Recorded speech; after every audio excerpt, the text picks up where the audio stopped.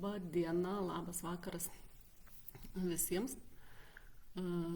Padarysiu įžangą, paaiškinimą, kas yra, kaip yra, ką galvoju daryti. Tai tokia įžanga, pati pradžia, ką aš galvoju.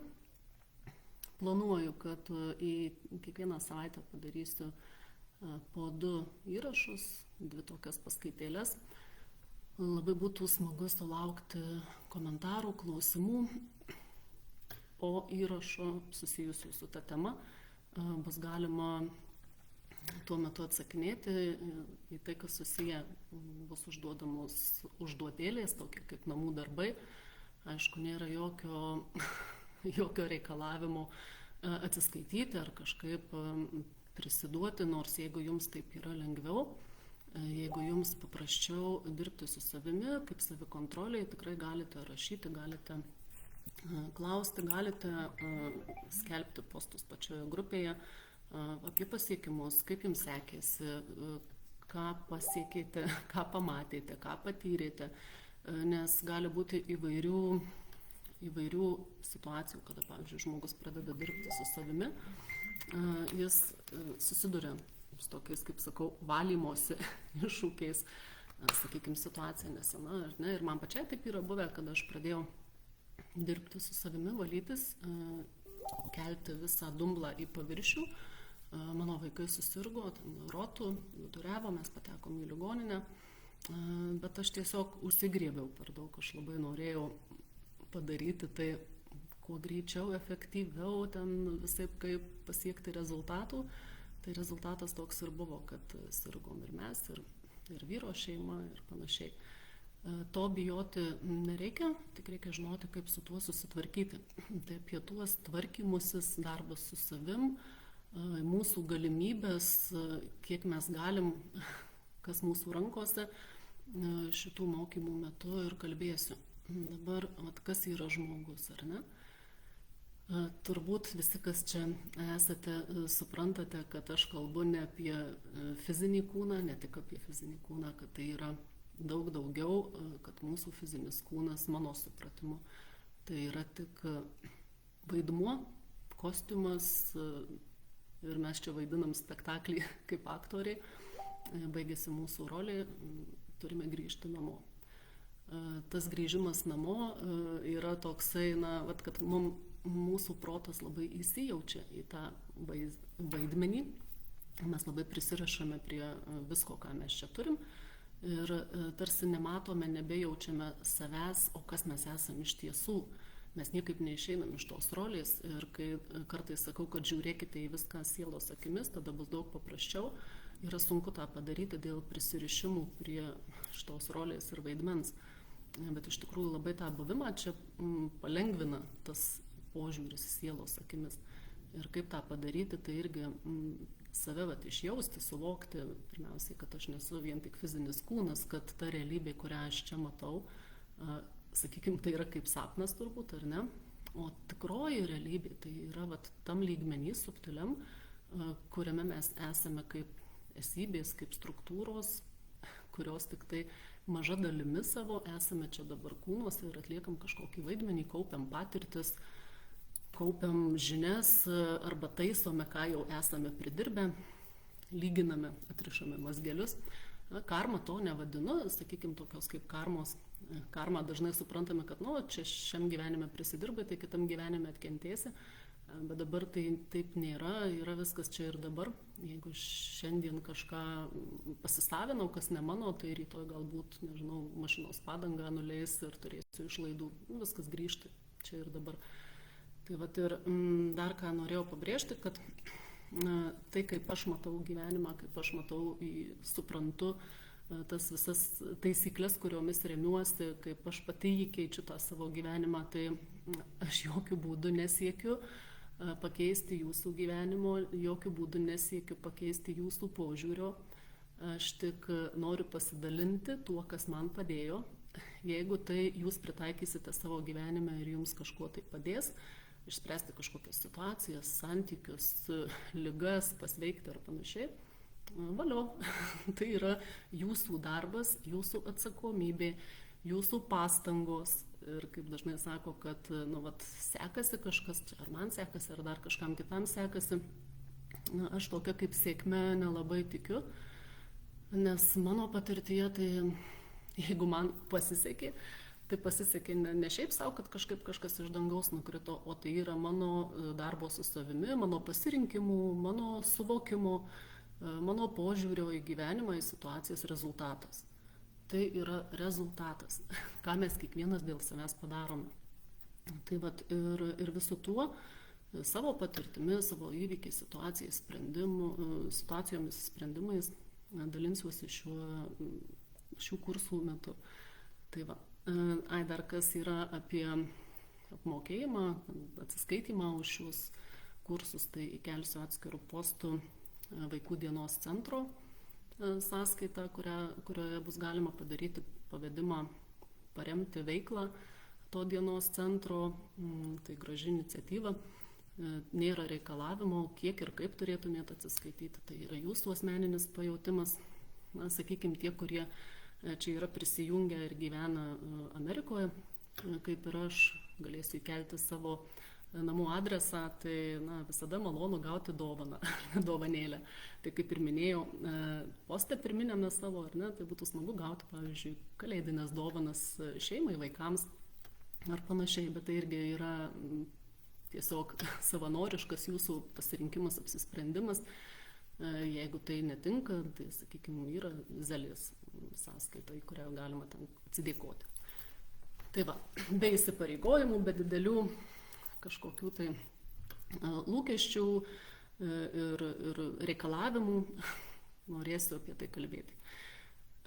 Taip, tai va tas žmogus, kaip aš jį ir suprantu, tai yra daug daugiau ir turbūt visi čia esantys visos suprantame ir jaučiame tai ateina tas pojūtis ir per sapnus, sutapimus, situacijas gyvenime, patirtis visokias vadinamas stebuklais, nors po tiek metų praktikos aš stebuklais jau nelabai ir tikiu. Labiau tikiu gal kvantinė fizika, visais tais dalykais, kuriuos mes pritraukiame, tai yra dėsniai tam tikri, fizikiniai tarp kitko. Ir tai yra mokslo sritis, tai galbūt dar mokslas to neatrado, arba atrado ir neskelbė, arba skelbė ten, kur mes nežinome. Ir dabar pasirašęs irgi čia, kokie mūsų įrankiai, kaip perprasti šitas žaidimo taisyklės, jeigu mes čia žaidžiam, vaidinam kažkokį spektaklį, ar ne, kaip perprasti, kaip padaryti, kad turėtume įrankius ir nesijaustume čia kažkokie bejėgiai, klaidžiojantys kaip akli kačiukai. Mes tikrai nesam nei akli, nei bejėgiai, mes, sakykime, nemėgstu aš tų terminų ir nelaikau čia nei savęs nušvitusi, nei kažkokia tai. Bet tiesiog yra momentas, kada žmogus prabunda, susimąsto giliau ir iš vidaus ateina klausimas, o ką aš čia veikiu iš vis, kas aš esu. Manęs vėjūniai nuolat klausinėja, mama man nuolat sako, galvoj sukasi klausimas, o tai kam aš čia gimiau, o tai ką aš čia turiu padaryti. Ir taip iš vidaus norisi sakyti, tu palauk, tu dar vaikystėje, dar tu nesuk savo galvos dėl to, ką tu čia turi padaryti. Bet aš to nesakau, leidžiu jai generuoti tas idėjas, mintis, tegu jinai galvoja, suka galvą, dėl ko jinai čia gimė. Smagu, kad nuo vaikystės tą klausimą savo užduoda, tikėtina, kad atsakymą gaus anksčiau, negu aš gavau. Aš jį gavau gal ties kokiais 26-24 gyvenimo metais, iki tol kaupiau guzus, patirtis, ėjau duobėtų keliu. Ir džiaugiuosi vis tiek, kad anksčiau ar vėliau tai įvyko, kad įvyko tas transformacinis kažkoks pokytis vidinis, kai galiu savo gyvenimą skirstyti iki tų 25 ir po 25. Tai iki 25 buvo tas toks tamsusis periodas, tamsusis sąmonės prasme, sakykime, kada aš nesusimaščiau nei ką aš čia veikiu, nei tiko tas darbas namai, vakarėliai, draugai, pabaliavojimai. Aš nesakau, kad mes dabar su draugais nesusitinkam ir nėra ten kažkokių pasisėdėjimų, bet esmė ta, kad tuo metu visiškai į gilį nemaščiau. Toks buvo išgyventi šią dieną kažkaip, pratempti ją ir viskas. Ir sakykime, ligos mano turėjimas, širdies ligos, kada ten ligoninės, sanatorijos, gydymai, procedūros, visokie, nežinau, operacijom tai nepavadinsit, bet sakykime, ten tos dvi mini operacijos, jos vis tiek, aš esu tai ligai labai dėkinga. Ir nes jinai mane atvedė iki klausimų, iki ieškojimų ir įgalino tai vidiniai transformacijai. Ir per ją, per tą ligą, kuriai esu dėkinga, esu tokia, kokia esu dabar, žinau tai, ką dabar žinau, sutikau tuos žmonės, kurie buvo lemtingi vienai per kitaip mano gyvenime, kurie pasidalino informaciją turimą, kurią aš pritaikiau. Ir tas pokytis, jisai atneša daug nuostabių akimirkų, daug nuostabių dalykų į gyvenimą, į santykius, į saviraišką, nes jau kaip perkopi tą ribą, tu supranti, kad tų ribų kaip ir nėra, tavęs niekas nestabdo, tavęs niekas neriboja, tik pats žmogus save riboja per protą, per jo ribotumus to proto. Todėl svarbu išlipti už tos ribos ir pažinti save, kas mes esam, kai nesam fiziniam kūne. Tai apie tai irgi kalbėsiu kitose gal temose plačiau, o dabar šiek tiek apie tai, ką mes galime padaryti čia ir dabar su savo gyvenimu. Ir bus toksai kaip ir namų darbas, užduotėlė, ką uolūs mokiniai, studentai turėtų padaryti, jeigu norėtų pasiekti rezultatų. Tai apie tuos įrankius kalbant, tai yra mūsų vidinis matymas, vidinė klausa, jausmai ir fizinis veikimas. Fizinė veikla, kažkoks darymas kažko. Nes mes kaip sielos, kaip esybės ateinam į kūną, ir tam turbūt, kad ir pasimėgauti fizinio gyvenimo malonumais, maistu, kelionėmis, potyriais, uosle, klausa, muzika. Mes viską norim kaip sielos patirti, bet tuo pačiu mes ateinam ir tobulėti, ir augti, ir kažkaip išskleisti tas savo savybės. Esmė yra tame, kad gali augalas išaugti, ar ne, išskleisti, iškelti pumpurą, bet taip ir nepražysti, neparodyti viso savo grožio dėl kažkokių priežasčių. Bet pati siela, jinai nori tos saviraiškos, nori pokyčio, nori augimo, sužydėti, kaip sakoma, visom savo spalvom. Tai tas visas savo spalvas atskleisti, parodyti mūsų visas asmeninės savybės, mums padeda vidinis matymas, vidinė klausa, vaizduoti, tos emocijos, jausmai ir fizinis darymas. Tai pradžiai, ką reikėtų pasidaryti, suvokti tą esminį dalyką, iš kur atsiranda visos problemos ir sunkumai. Tai yra mūsų mintys, mūsų žodžiai, jausmai ir darbai, ką aš darau, ar ne. Pradžiai, ką turime įsivesti, tai tą tiesę. Pabandyti savaitę, kiek, aišku, būtų gerai visada taip gyventi, ar ne, kiek įmanoma, gali būti pradžiai sunku, bet tiesiog, ką aš galvoju, tą sakau, ką jaučiu, tą darau. Tai yra labai svarbu, nes jeigu labai yra prieštaravimai tam, vieną galvoju, kitą sakau, trečią jaučiu, ketvirtą darau, gyvenime prasideda chaosas. Mes išsimušam iš kelio, einam kažkur pagrioviais, tai, kas turi mane pasiekti mano gyvenimo kelyje, manęs nepasiekia, neranda, nes aš užsislapšius ten kaukėm visokiom, nepriimu savęs tokia, kokia esu, kreipiu dėmesį į kitų nuomonę, kurie man duonos nepjausto, riboju save, savo energiją, savo galimybės, savo visą potencialą ir dėl ko. Dėl ko mes taip darom. Tai dažniausiai darom, aišku, ir dėl tų praėjusių gyvenimų patirčių, kur galbūt ten kažkas mus ten, nežinau, sudegino ant laužo, akmenim užmėtė, ten galvą nukirto, iš genties išvijo, iš kažkokį kitoniškumą, ar ne, kitaip mąstymą. Tai tos visos patirtys, jos niekur nedingsta, jos tiesiog įsirašo į failą, į sielos atmintį ir susikloščius panašiai situacijai šiame gyvenime, jos tiesiog, failas atsidaro, aktyvuojasi ir mus pradeda įtakoti. Tai vėliau irgi prieisim prie tų praėjusių gyvenimų patirčių, kaip jas tvarkyti. Bet pradžiai reikia padirbėti su tuo, ką galim dabar, čia ir dabar paprastai, lengvai. Tai nėra kažkas tai wow, tai nereikia jokios specialios būsenos. Tai nėra nei meditacija, tai nėra nei hipnoterapija, tai nėra nei, nieko nereikia daryti. Atskusti bulves ir su savim kalbėtis.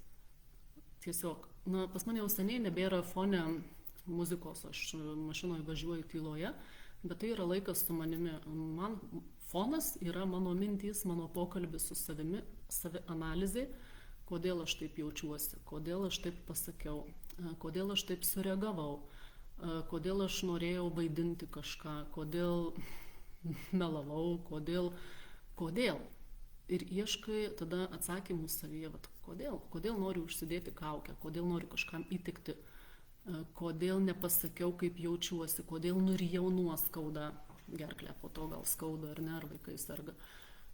Ir tas klausimas, kodėl, mes realiai tai atsakymus visi giliai viduje žinome, kodėl mes taip elgiamės. Kodėl? Nes bijome kažko, ar ne? Bijome, kad mumis nusivils, kad mūsų nepriims, nepripažins, bijome, kad pasmerks, kad atstums. Dažniausiai tai tas kaukių dėjimas ir tas išėjimas iš tiesės, kada vieną galvoju, kitą sakau, trečią darau, tai yra susijęs su baimėmis, mūsų vidinėmis baimėmis, dėl įvairių priežasčių tos baimės gali būti ir tų baimių rūšių yra labai daug, apie kiekvieną rūšį atskirai, net nežinau, ar reikia kalbėti, nes visų situacijų neišvardinsiu, bet tai tų baimių ir yra tokių, kur sakiau, baimė atstumti, būti nesuprastam, baimė dėl ateities, dėl pinigų, nes jeigu, pavyzdžiui, esam priklausomi nuo kažkieno kito, nežinau, išlaikymo, finansavimo, tikėtina, kad mes prieš tą žmogų, jam neprieštarausim, jam neišsakysim savo jausmų ir norų, mes norėsime įtikti, nes bijosime prarasti tiesiog finansinį stabilumą. Tai vėlgi tos baimės, ar ne? Aišku, ir šefui nepasakysi, ką galvoji, nes bijai, kad galbūt atleis iš darbo. Arba kažkas užsisės, arba kažkaip tai ten dusins ir taip toliau. Kaip yra su tom baimėm? Traukos dėsnis, ar ne? Aš bijau, kad mane kažkas pasmerks. Visata man siūs situaciją, kurioje aš tą baimę arba pradirbsiu, išgyvensiu ir daugiau nebebijosiu, arba neišlaikysiu to egzamino ir toliau bijosiu save pamindama, atsisakydama savęs. Ir kai viską suvokiam kaip žaidimą čia, tada supranti, kad užtenka tik tai tą baimę nugalėti, ją transformuoti savyje ir tos situacijos daugiau nebesikartos. Nes tiesiog tu egzaminą jau išlaikai, išmokai, kiek yra 2x2, eik į kitą klasę, mokykis, kiek yra ten 3x9. Čia kaip pavyzdys. Tai ką su tom baimėm daryti iš vis, ar ne? Tai pirminis lygis tai ir yra toks, kad jau kalbėjau ne kartą savo paskaitose ir visur, rasti savyje, kur ta baimė gyvena. Kaip ją rasti, kaip aš darau, ar ne? Įsivaizduoju save iš šono, kad žiūriu į save kažkur tai stovinčią neutralioje erdvėje ir darau tarsi skanavimą. Skanuoju, įsivaizduoju, su klausimu, užduodu klausimą, kad prašau man suprantamų būdų parodyti, kur ta baimė manyje gyvena, kuria kūno vieta aš ją jaučiu. Nebūtina skanuoti ir žiūrėti, kurioje čia dabar vietoje pas mane kažkas ten pajuoduos ar paraudonuos. Galima ir tiesiog savyje išjausti. Vieniem ta baimė būna ten širdis plaka, kitiem viduris susuka skrandį, saulės rezginį, kitų baimės galvoje gyvena. Tai tiesiog reikia taip ir stebėti save, atrinkti, kur tos baimės gyvena. Ir tada, kai jau pamatom, įsivaizduojam tą vaizduotę, paleidžiam, tas vidinis matymas, tai nėra kažkoks stebuklas, kad aš turiu fiziškai kažkur kažką pamatyti, išgirst dūdas dūduojant. Tai yra mūsų ta pati vaizduotė, su kuria matom vakar dieną, prisimenam. Tai nėra sudėtinga ir tai nėra šiaip savo. Mums ta vaizduotė duota. Tas baimės keičiam tada ir tiesiog paprastai mano žodis, mintis, emocija kuria. Dėl to mes ir esam kūrėjai, pagal kūrėjo atvaizdą, kad mes kuriame savo mintimis, žodžiais, jausmais ir veiksmais. Tai aš ir sakau, kad aš savo baimę keičiu ir transformuoju į drąsą, kaip pavyzdys. Ir jeigu mano baimė gyveno kažkur širdies plote, aš ją įsivaizduoju kaip juodą kažkokį ten rašalo dėmę išsiskleidusią, ar ten kaip kažkokį tai raudoną, raudona dažnai būna pykčio spalva, bet mes kiekvienas savaip įsivaizduojam, nėra kažkokios taisyklės, kaip mes turim matyti tas emocijas, kokios ten spalvos turi būti. Jos priklauso nuo kiekvieno mūsų asmeniškai, bet, aš kaip pavyzdį sakau, jeigu tai juoda kažkokia ta baimė, manie čia kažkur sukasi, kažką daro, ardo mano struktūras, aš sakau, kad aš savo baimę keičiu ir transformuoju į drąsą. Ir aš žiūriu, kaip keičiasi, į kokią spalvą gali pavirsti ta baimė. Jinai man, dabar pavyzdžiui, kaip pasakiau, kad savo baimę keičiu ir transformuoju į drąsą, jinai man labiau tokia kaip geltona, ryški, tokia, kaip saulė šviečia, nežinau. Kitam gali kitaip atrodyti.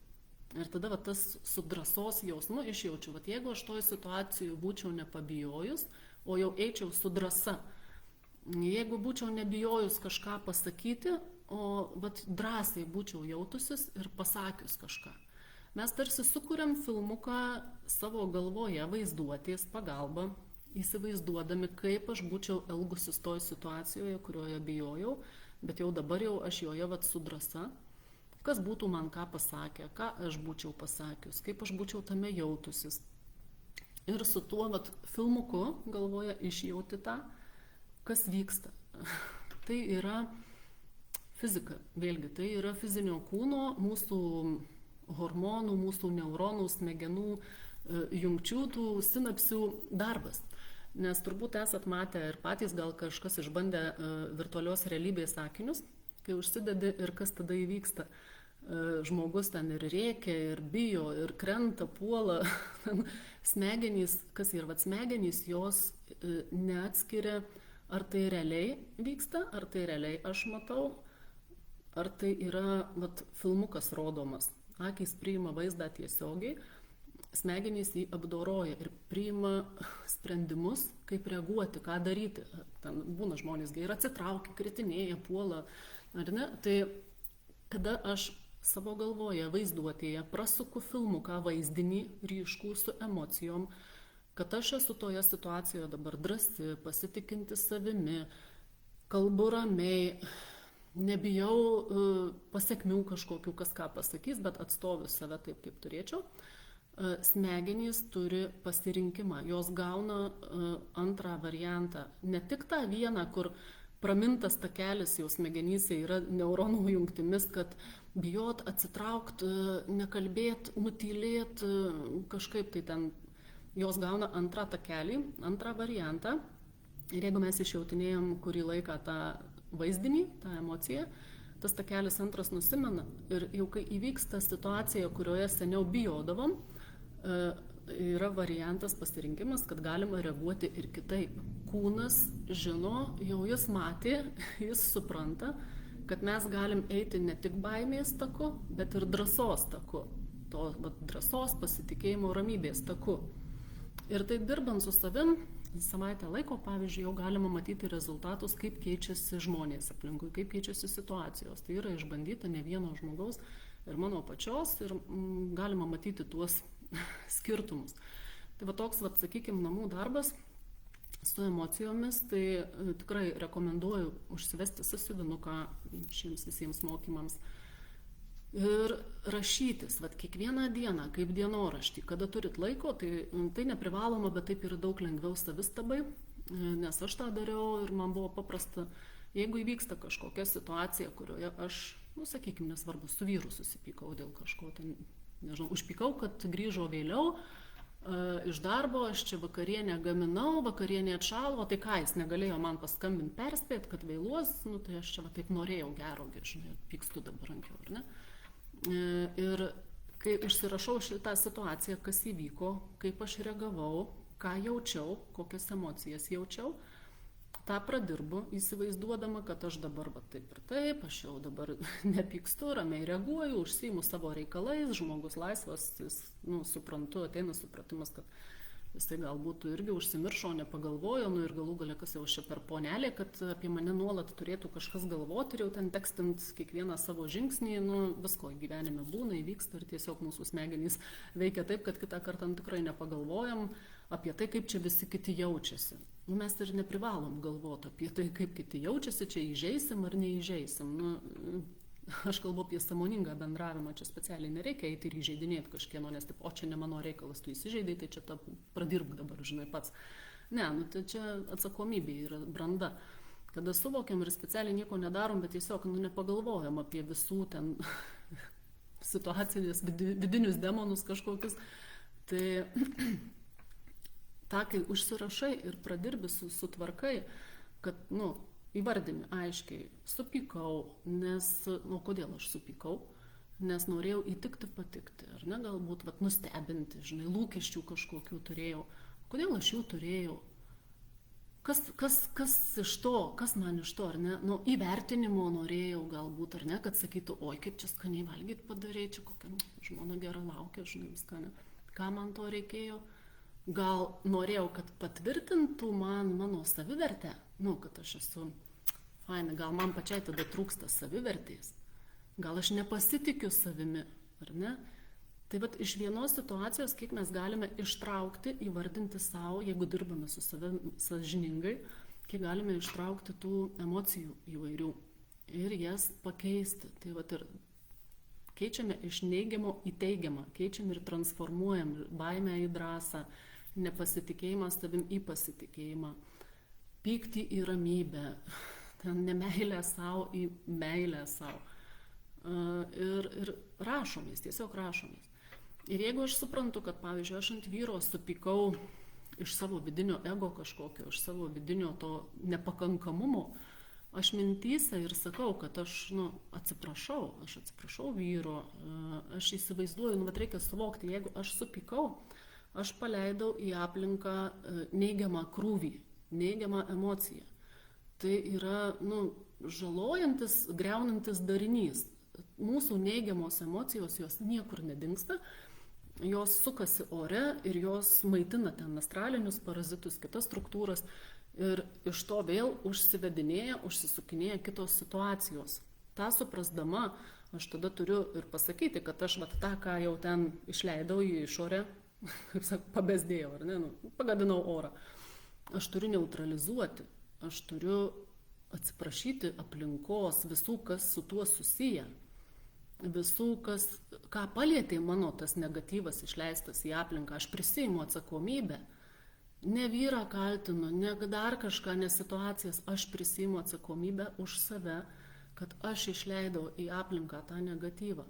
Ir aš jį galiu neutralizuoti, aš jį galiu panaikinti, kad jis nustotų galios, kad jis netektų tos galios veikti aplinką, mane, man artimus žmonės.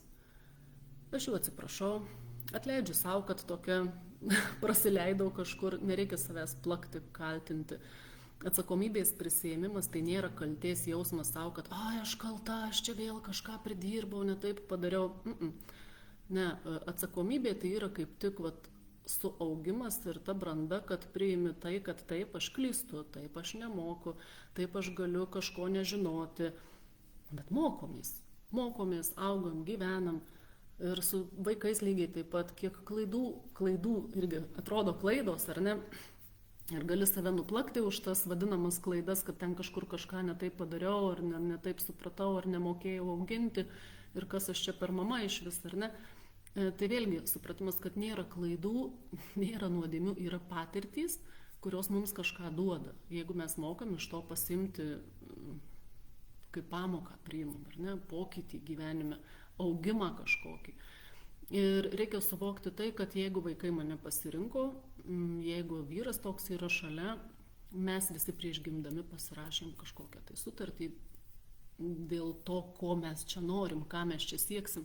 Ir jeigu vaikai mane tokią pasirinko, vadinasi, jiems ten žiūrint, aiškiau matėsi, jie žinojo mano asmeninės savybės, mano požiūrį į gyvenimą, mano supratimą, mano trūkumus kažkokius, ar ne, ir jiems, vadinasi, to reikėjo.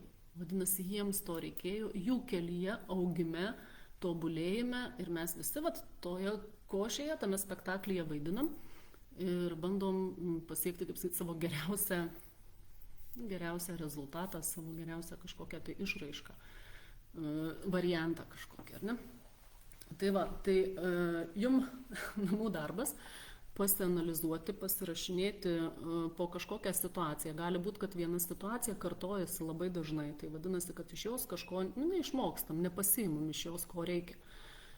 Tai dabar yra penktadienis, bandysiu kitą antradienį turbūt įrašiuką padaryti. Tai iki to laiko, iki antradienio, kas norit, galit dėti postus, galite rašyti man. Jeigu kils klausimų, jeigu kažkas bus neaišku, jeigu pamatysit kažką ir nežinosite, ką su tuo daryti, visada rašykite drąsiai, kad ir į grupę bendrai visiems diskutuojant. Taip atrodo kartais, kad čia tik mano klausimas, čia tik man gal tai rūpi ir aktualu, kitiems gal čia nebus įdomu, bet iš patirties žinau, kad ir iš stovyklų, ir iš kelionių, iš visur, ką mes darę esam su moterim fainom, tai, kad yra užduodamas klausimas ir paaiškėja, kad jis yra aktualus daugeliui ten esančių. Tai drąsiai bendraujam, klausiam, atsitiktinių žmonių šioje grupėje nėra. Tarp kitko, jeigu vis tik yra atsitiktinių žmonių, kurie nenorėjo būti čia prijungti, ar kažkaip aš suklydau pakviesdama, visada, kaip sakoma, galite paspausti išėjimo mygtuką be jokių širdies priekaištų ar kažko, tikrai viską suprasiu, viską priimsiu taip, kaip yra. Ir, kaip sakant, gerų kūrybinių aukštumų. Iki kito karto. Sėkmės.